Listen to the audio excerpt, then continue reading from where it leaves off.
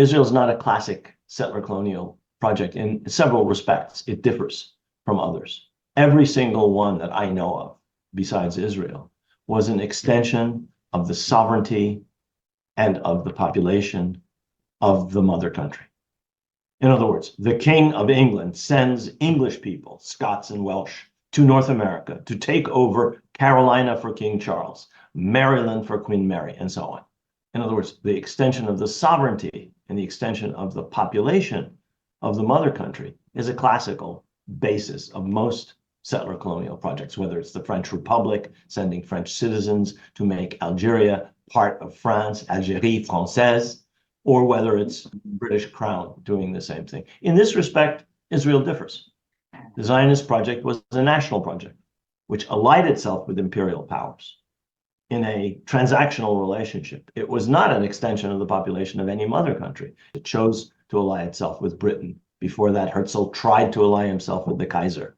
Before that, he tried to get the support of the French Republic. Before that, he tried to get the Ottoman Sultan to support him.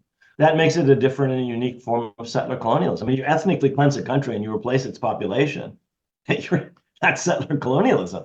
Whether you do it in the name of a national project or whether you do it in the name of King Charles is completely irrelevant. It is a different kind of settler colonial project, but you can walk and chew gum at the same time. It can be a national project, which it was, and it can be a settler colonial project. The United States has transformed into a national project. It's a nation state. There's a people that's been created here as of the American Revolution. That doesn't mean it's not a settler colonial project. That is an actually quite stupid argument that they make. You say, well, because it's a national project, or they will argue, because it's a refuge for persecuted people, therefore it's not a settler colonial project.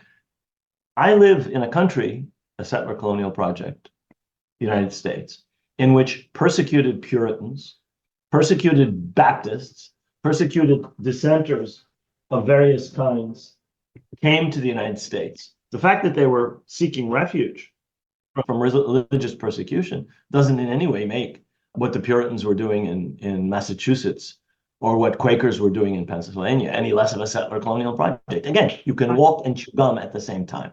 You can be a refuge from religious persecution elsewhere and come to another country and persecute and eliminate and dispossess its population. There's no contradiction whatsoever. The final difference between the Zionist project is the connection between the Jewish religion and the Jewish people and the Holy Land and Palestine and the land of Israel, whatever you want to call it. That is, again, another difference. Dutch people arrive in South Africa. They have no emotional, religious, sentimental, historic connection to the Cape Colony. They establish a colony and they take over the land and they operate as part of a settler colonial project. So in all of those three respects, that it's a national project, that it is seen as a refuge from persecution, and that there's this religious historic connection. Zionism is different from, say, what we have in North America. But that does not mean that it's not a settler colonial project.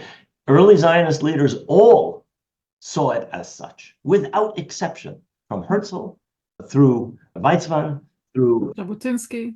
Every single one of them. My favorite, of course, is Jabotinsky, because he was the most blunt and honest and forthright about the colonial nature of the project and about the right of the Palestinians to resist and the inevitability of their resistance. And I think that's an important point to make. No colonial project, whether settler colonial or classical colonial, has ever proceeded without engendering ferocious resistance on the part of the indigenous population. You can't take people's land away and not expect them to resist. It is inevitable, it is necessary, it happens in every case of colonization, whether it's settler colonialism where you're taking the land away, or whether it's colonialism where you want to exploit the people and keep them on the land. It doesn't matter.